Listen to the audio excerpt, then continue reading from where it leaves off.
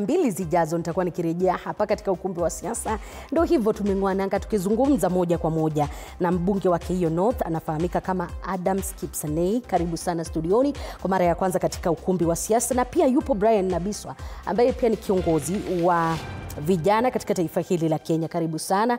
Na hii leo tunaangazia zaidi karata ya siasa na mstakabali wa taifa, wakati ambapo wale ambao ni viongozi wa kisiasa wanaonekana kujimwaya uwanjani kwa ajili ya kutafuta uungwaji mkono kutoka kwa wananchi katika haswa chaguzi ndogo zijazo, na pia katika uchaguzi mkuu wa mwaka 2027.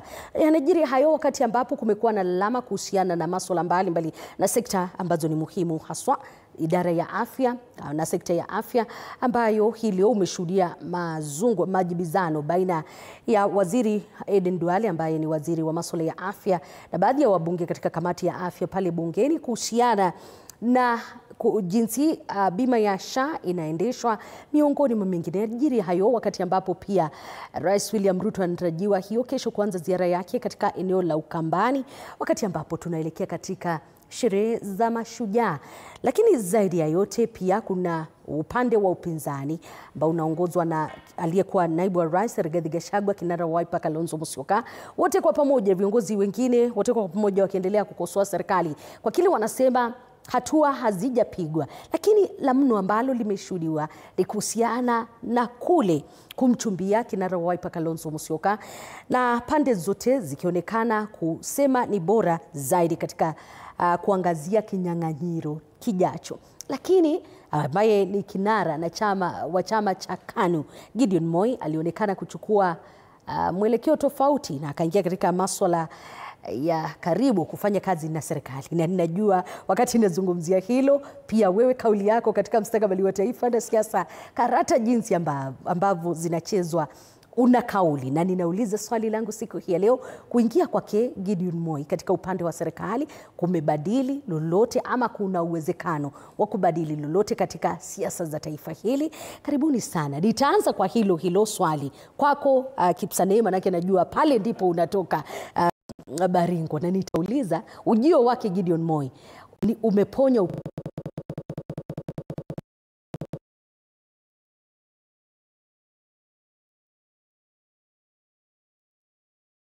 nyinyi leo jioni hii. Kwa kweli ni mara yangu ya kwanza. Kwa kujibu swali lako ni kwamba kuja kwa Gideon Moi ama kushirikiana na Mheshimiwa Rais ni jambo ambalo sio, haikuwa jambo la ya shangao ama surprise kwa watu wengi, asua sisi ambayo tumetoka katika sehemu hiyo, manake haikuwa itakuwa kama itafanyika au la, ilikuwa ni lini. It was a matter of time. It was a matter of time. Manake Mheshimiwa Rais ako na agenda moja, na ni agenda ya kuunganisha na kuleta Wakenya pamoja. Na hajazungumzia ndugu yake Gideon Moi kama Mkalenjin, lakini kama pia kiongozi ambayo ni mmoja wa viongozi katika taifa. Serikali iliogopa kupoteza kiti cha Baringo, ndio maana mkamleta Gideon Moi pale kwa debe karibu na nyinyi. Hapana, wajua ninakwambia ni wachache ndio wanaelewa siasa hiyo. Kwanza kabisa ni kujuze leo ni kwamba uenda hata Gideon Moi angegombea kiti hicho. But wajua Waswahili wanasema ukiona vyaelea jua vimeundwa. Yeah. In short unasema ni jamii iliamua kuja pamoja, lazima nitakuja hapo. Anasema kwamba haya ni mambo ambayo yalipangwa pale nyuma ya curtains kabla hayajatendeka. Lakini kabla ya hilo pia kutendeka, wengi hata baada ya hilo kutendeka, wengi wanasema huenda hata hiyo nafasi ambayo walidhani kwamba wataipata huenda hata isipatikane, maana wananchi hawajakubali. Tumeona, sijui kama ni demonstrations za ukweli ama ni jinsi anasema ni kupangwa imepangwa. Liz, kwanza niweze kuwapongeza ama kuwashukuru watazamaji wetu jioni ya leo, na kuingilia swala hilo nzima la kuunganisha taifa. Unajua kumekuwa na tetezi kwamba pengine ni kuunganisha taifa ama jamii, lakini kulingana na mimi kuja pamoja kwa Gideon Moi na rais wa Jamhuri ya Kenya imekuwa ni jambo la manufaa sana kwa jamii ya Wakalenjin. Lakini katika Rais William Ruto katika siasa zake za kitaifa, mimi sioni kwamba kama ina uzito sana. Umesema no impact in short. Mimi sioni kama kuna uzito, kwa sababu ukiangalia ile jamii ama wale watu wa Baringo kwa mara nyingi walikuwa wanasema sisi hapa tulikuwa tunatarajia Gideon Moi aweze kung'ang'ania kiti hapa Baringo, lakini kule juu ni walivyokuwa wakisema ni tuta. So tunaona kwamba ingawaje Gideon Moi pengine angekosa kujoin kufanya kazi na rais, mimi sioni kama kungekuwa na utofauti sana katika siasa za pale Baringo ama Rift Valley. Ujio wake Gideon Moi unabadili lolote katika siasa za kitaifa?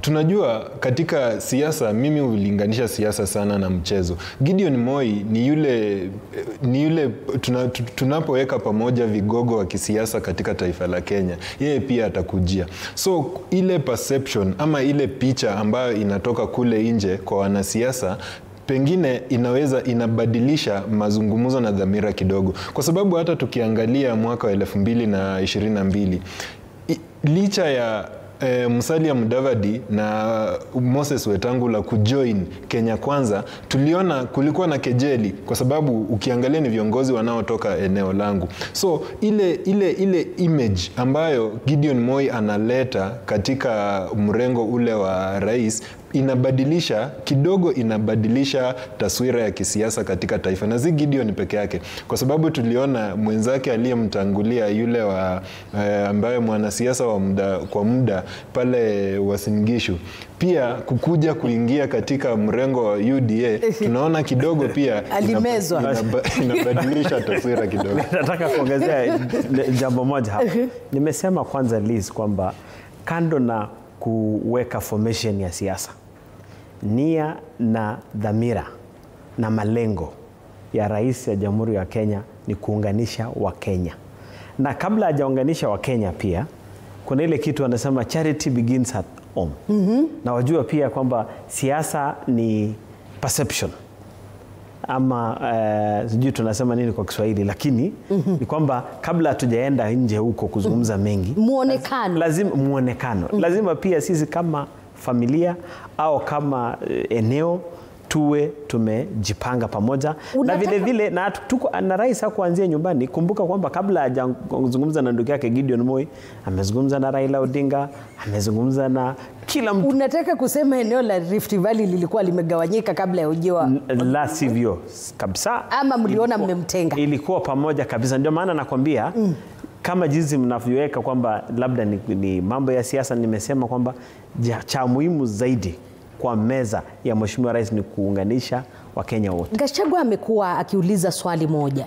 Mimi nikitembea kule nikiungana na wengine yanakuwa ni masuala ya ukabila.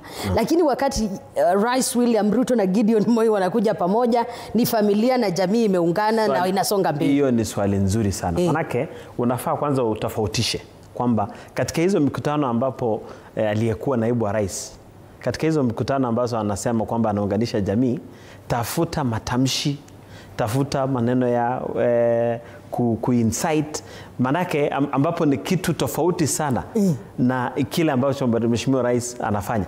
Juzi alipokuwa Kabarak ambapo ni eneo ya jamii moja, lakini alitumia platform hiyo kuzungumzia naitwaje, mambo ambayo yanahusu taifa lote la Kenya. Kwa hivyo unasema yale ambayo yanazungumziwa ndio shida, sio yale ambayo yanaonekana. They say sometimes wakati ambapo unaangalia siasa, what is not said is more important than what is said.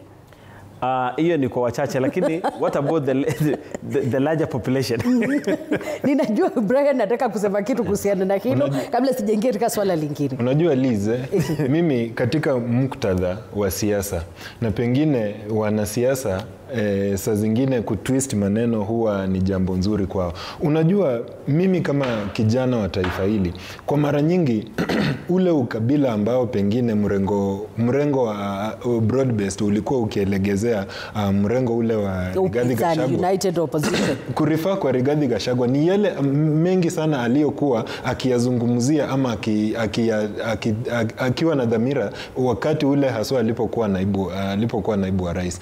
Ule ambapo kila wakati ile platform ilipokuwa yeye yazungumzia mlima na mambo na wale watu wake. So ile dhamira ambayo alikuwa akiendesha wakati huo ndio ilichukuliwa kuwa ukabila. Lakini kwa sasa yeye ameona ile hatua ambayo rais ameichukua ya kujaribu kuleta, na nashukuru sana mheshimiwa ameweza kusema kwamba charity begins at home. It's a good defense kutoka mrengo ule. So ni charity kuanzia nyumbani ya kujaribu kuleta kutengeneza nyumba yake ya kwanza ndiposa aweze kupanua. So wale wanaposema ule ukabila ambao tulikuwa tuna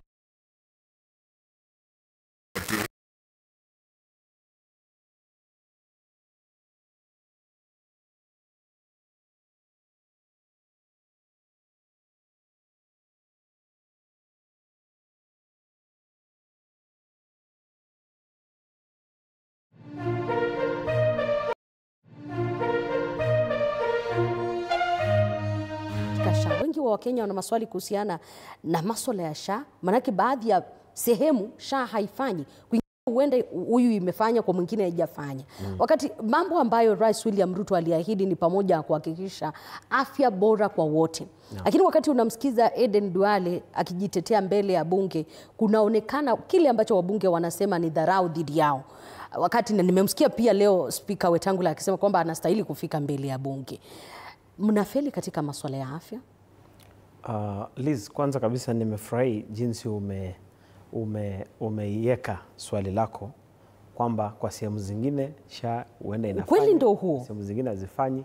Mimi nazungumza kama mwakilishi wa wananchi, na mara mingi nikizungumza na watu wangu ni kwamba yale mashida ambazo tulikuwa tunazipitia kuchanga bili za hospitali na matibabu na mambo zingine, kusema ukweli imepungua. Na ya pili ni kwamba japo tumepiga hatua, vile vile kuna changamoto kwa chochote ambacho kinaanzishwa mara ya kwanza. I mean anything that ile kitu ambacho inaanzishwa mara ya kwanza mwaka mmoja inapata changamoto. Kusema ni mara ya kwanza mheshimiwa. Na ndio maana nakwambia, kila kitu kama hata curriculum, wakati unaanzisha ile mfumo mpya wa elimu, pia kwa pande ile nyingine kina mambo zingine inahusu mambo za training ya walimu, inahusu mambo mengine. Kwa hivyo upande wa afya nakubali kwamba bado kuna changamoto, na mheshimiwa rais amesema na amerudia mara mingi kwamba yes, ni kweli Wakenya wamepata matibabu, kwingine pia bado kuna changamoto. Na vile vile Liz, kuna jambo moja tunafaa kuifahamu vizuri sana, na nimerudia mara mingi. Kwanza kabisa ni kwamba tunafaa tuelewe pia kwamba matibabu ni devolved. Unanielewa? Maanake unaweza enda kwa hospitali fulani ya county na unakosa madawa. Nani ako na jukumu la kuleta madawa? Ni serikali za gatuzi. Lakini maneno ya insurance cover na malipo kwingine tumepiga hatua kwa kusonga. So tunafaa kutofautisha kwamba ni malipo ama ni ukosefu ya matibabu. Na ndio maana tunauliza serikali iliharakisha katika swala hili, na what is the way forward? Manake once a life is lost haiwezi kurejelewa. Unajua mtu kama amefariki dunia huwezi mrejesha. Ukweli ndio huo. Ili kuhakikisha kwamba tunasonga mbele pasipokuwa na hizi changamoto na yale majibizano ambayo tunaona ni kwa kuwa kila mtu anataka hapa kuwepo na ikuwe streamlined masuala ya matibabu. Kabisa. What is the way forward? Naam, hapo kabisa nikiguzia tu kidogo ni kwamba umeuliza ni mambo gani tutafanya tukisonga mbele. Kwanza kabisa ni kila serikali zote mbili, kila mtu afanye jukumu lake. Serikali kuu ambayo inasimamia mambo za policy na hii mambo yote, tuweze kuistreamline zile challenges ambazo Wakenya wanaipitia. Vile vile serikali zetu za gatuzi waweze pia kutia bidii kwa upande wao, kwa sababu unakuta watu wengine wanakuuliza swali, wanasema mheshimiwa, tumeenda hospitali tumekosa dawa. Tunaelewa vizuri kwamba mambo ya madawa na kuweka madaktari ni jukumu la serikali za kaunti. Kwa mfano ni hii mambo ambayo inaendelea katika kaunti ya Kiambu hapa. Mambo mengi, changamoto ambazo ziko hapo squarely ziko katika mlango ya serikali za gatuzi. Ya mwisho ni kuhusu majibizano ambayo zilikuwa kule bungeni, ambapo ni jambo la kusikitisha sana. Huenda hata sisi kama wakilishi wa wananchi inafika mahali, ikifika hata mahali unaona kwamba umepandwa na hasira zaidi, kuna njia ya kuweza kuzungumziana, ndio isiwe ile inaitwa shouting contest. Huenda waziri kwa upande wake ameteleza kidogo kwa kutowajibika, na vile vile mbunge mwenzangu ambaye namheshimu sana, ni rafiki na ni kijana mwenzangu, pia naweza sema ali overreact. Bunge ni mahali pa sheria, hakuna kubeba rungu, hakuna kupiga ngumi. Umesema there was nothing honorable kuhusiana na yale yalitendeka. Unaona Liz, sisi kama wananchi leo imekuwa ni siku mojawapo ya siku za aibu sana katika taifa letu na kwetu kama viongozi, kwa sababu ukiangalia ile conduct ya viongozi ambao sisi tunawaangalia na tunafaa kujivunia, na ile image ambayo inaenda kule nje, ni jambo ambalo linatupatia aibu sana, kwa sababu tunaangalia, mimi kwa mara nyingi tunaona viongozi, kunao viongozi ambao saa zingine wanapata kiburi, na kile kiburi kinawafanya wanafanya mambo ya aibu. Kwa sababu mimi ninajua kwamba Mheshimiwa Duale kuna vile angekuwa na jukumu la kujiendesha kwa nidhamu. Lakini kwa sababu tunatambua kwamba yeye ni rafiki wa rais sana, wa kwanza, mmoja wapo wa wale marafiki wakubwa sana wa rais, tunajua pengine anaona anaweza fanya chochote bila kuchukuliwa hatua yoyote. Na vile vile ukimwangalia Mheshimiwa Kibagendi, ni jambo ambalo alifanya nalo halikuwa jambo nzuri. There is a way angeweza kujikontrol na kufanya mambo, lakini kama kiongozi huwezi simama kwa kadhabu ukimwelekeza kwa kiongozi mwenzako kina kwamba unataka kumpiga. Lakini shida ni moja, katika era hii ya mitandao ambapo tuko, mimi kwa mara nyingi mimi husema kwamba tunao wale viongozi ambao sisi tusema they are TikTok, viongozi wa TikTok.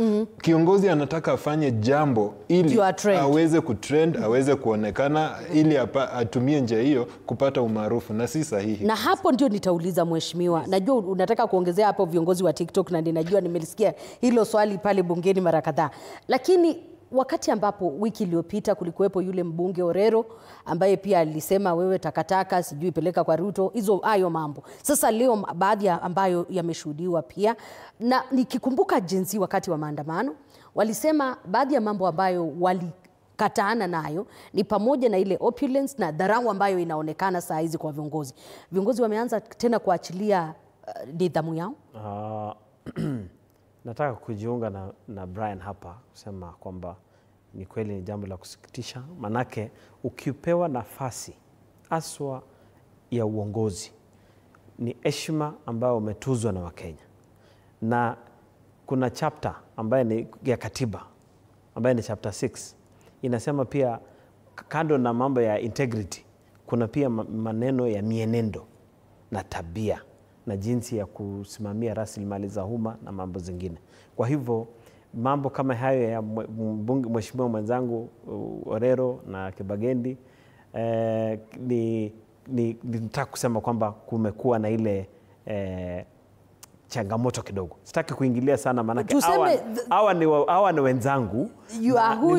Na unajua kuna sheria nyingine kwamba inasema kwamba usinguzumzuzie ule ambaye hayuko nawe hapo, kwa sababu unaogopa kutupa mawe kwenye nyumba ya glasi mheshimiwa, kwa sababu ana responsibility ya kujibu. Lakini kuna jambo ambapo ndugu yangu hapa amesema kwamba Mheshimiwa Duale amepewa nafasi kwa sababu ni rafiki ya rais. Hiyo ni jambo ambapo nataka sitaki kusema kukashifu, lakini kukosoa.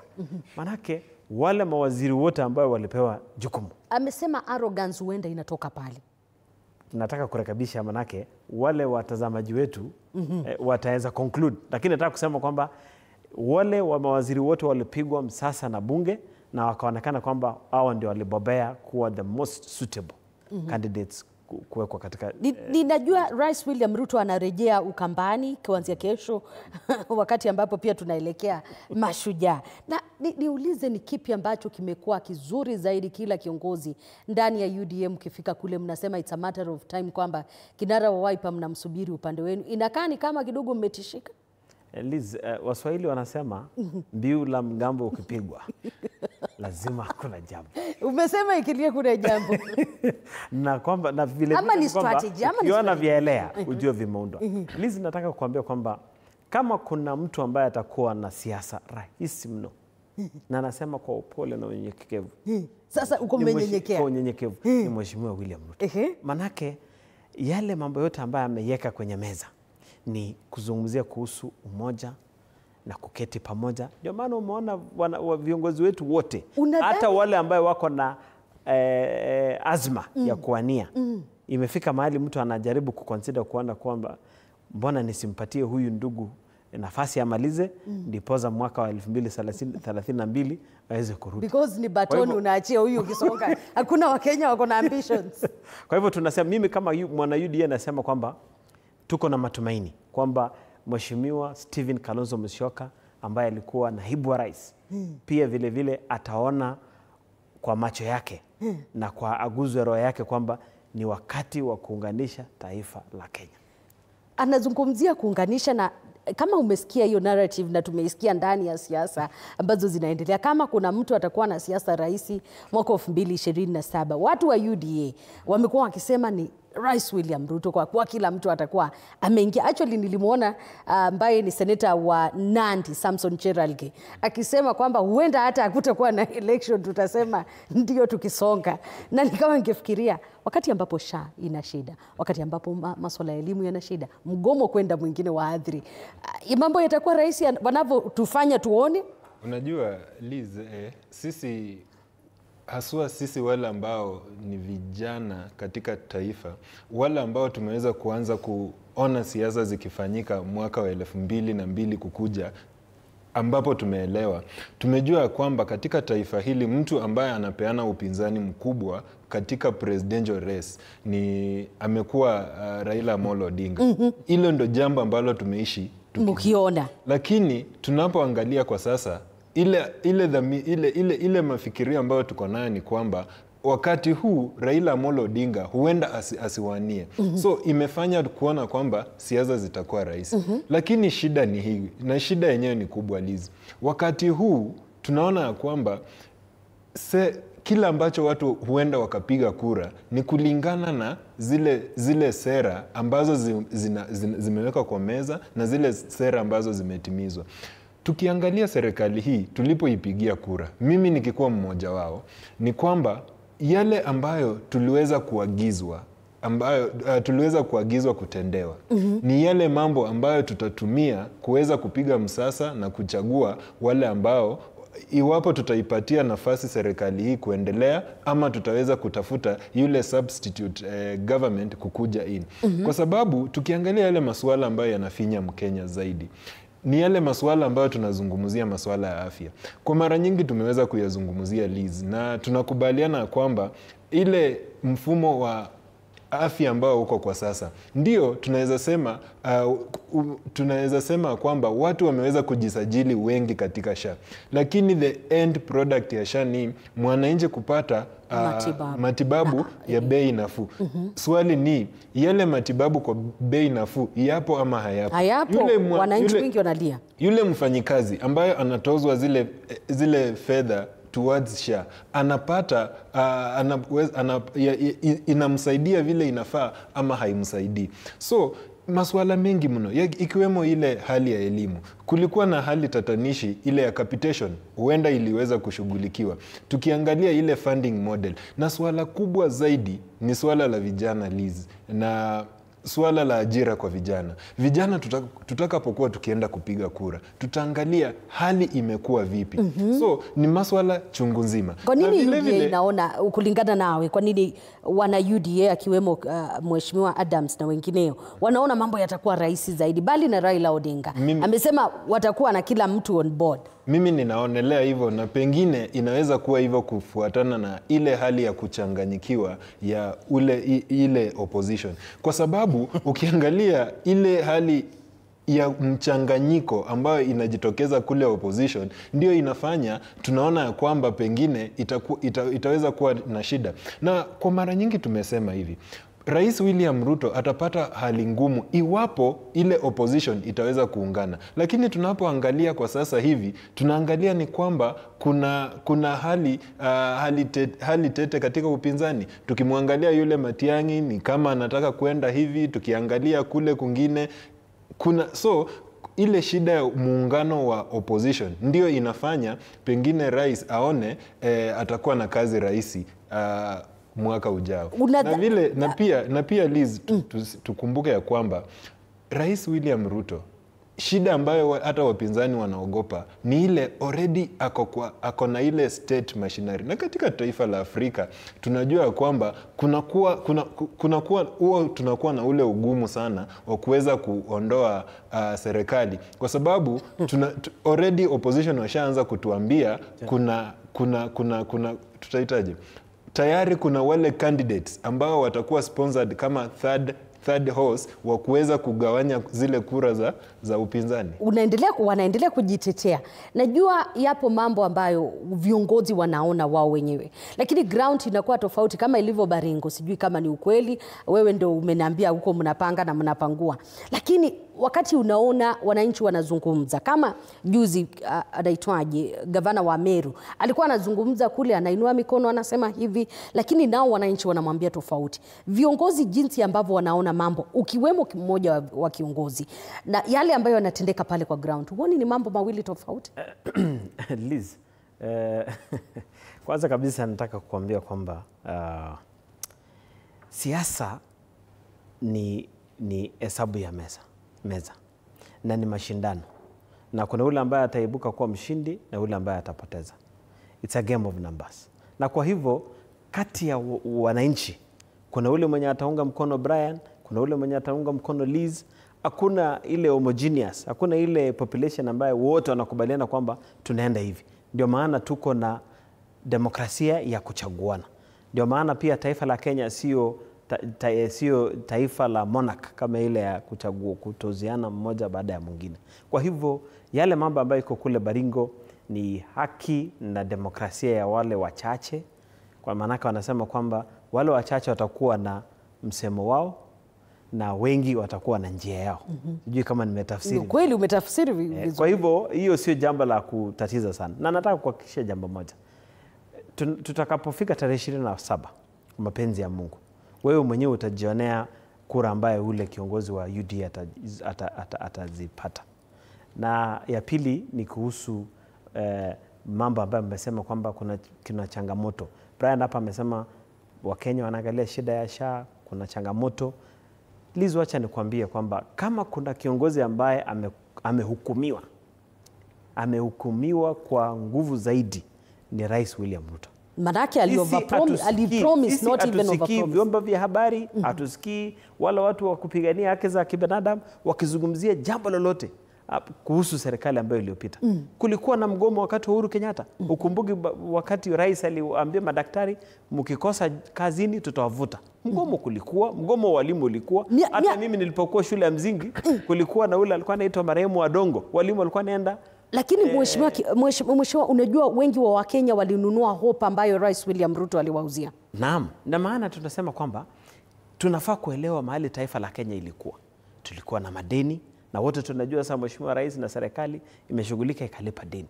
Tulikuwa na changamoto ya na tumekopa contractors. Contractors. Sasa hivi tunapozungumza zile mambo ambazo zinaitwa pending bills, at least karibu 80% ama 60% ya wale contractors wamelipwa. Ndio maana unaona kazi zinasonga. Kwa hivyo ni lini mheshimiwa Rais William Ruto jina lake litazungumziwa hata kwa jambo moja ambayo iko na uzuri?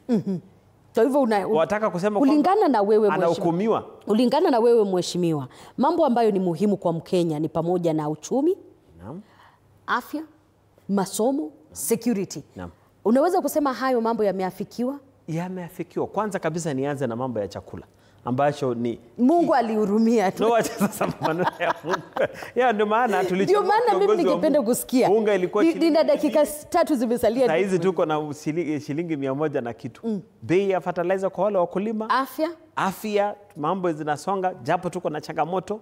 Education capitation, shule zimekuja kufunga wakiwa ndio wanapewa capitation. Hizo sasa ni mambo za vyombo vya habari. Manake sisi shule zote katika taifa la Kenya mpaka kuna ghost schools na ghost students na bado unaniambia mambo yako sawa. Ghost schools sasa.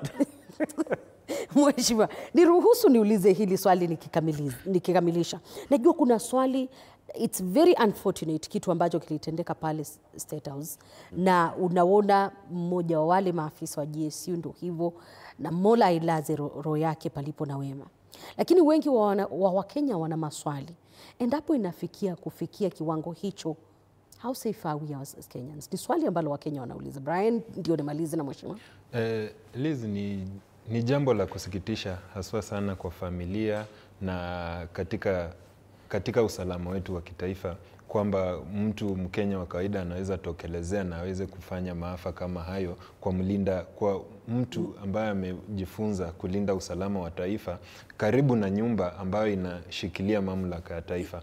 Ni swala ambalo linasikitisha sana, na kidogo pia ni swala ambalo linaibua maswala nyeti sana kuhusiana na usalama wetu wa kitaifa. Na si mara ya kwanza, Liz, kwa sababu wakati ule mwingine tunakumbuka kulikuwa na kijana ambaye aliweza kujaribu kuingia na vile miaka 3-4 tunakumbuka kuna yule Mkenya mwingine aliyeingia na mashete kwa nyumbani kwa naibu wa rais. So ni swala ambalo linafaa liangaliwe sana, haswa kwa usalama wa taifa, kwa sababu usalama wa taifa ni jambo muhimu sana, linaangaliliwa katika taifa nzima, na linaonyesha kwamba kuna flaws katika usalama wa taifa ambao na wale ambao wanalindwa. Kama kiongozi ni Rais William Ruto, na rais yeyote ni unity, anaashiria kama ishara ya ule umoja wa taifa, na ndipo kutakuwepo na masuala kama hayo inatisha zaidi. Mheshimiwa, sekunde 10 nikimaliza. Nataka kurudishia familia pole kwa kumpoteza mmoja wao, na mambo ya kuingia State House ama ile mambo ambayo ilifanyika huko ni ya kusikitisha sana. Mimi naweza sema tu kwamba huenda mzee huyu ama huyu ambaye alifanya hiyo mambo alikuwa ameingiwa na ile rallying call ya wale watu ambao walikuwa wanatusumbua hapo nyuma ya kusema tunaenda kuoccupy. Mzee akaona wacha sasa aweke ikuwe practical. Na tunafaa kuambia Wakenya kwamba huyu alitumwa na shetani. Tunafaa kuambia Wakenya kwamba jumba kuu ya taifa is a protected area kulingana na katiba, na unaweza kugumbwa ama kukabidhiwa. Is a protected area, lakini kumbuka pia iko na kanisa. Sasa tutakuwa tunakwenda hata wale ndani ambao wanafanya pale ni wacha Mungu. Ninajua mahali ambapo unaelekea na hilo, lakini nashukuru kwamba nyinyi wote wawili mmepata nafasi kuwa na mimi siku hii ya leo. Naondoka kwa wakati huu ndani ya ukumbi wa siasa. Pia umekuwa muda mzuri na nyinyi pia watazamaji wote pale nyumbani. Kwa sasa jina langu ni Elizabeth Mutuku, kwenye meza ya lugha ishara amekuwepo Catherine Simalo.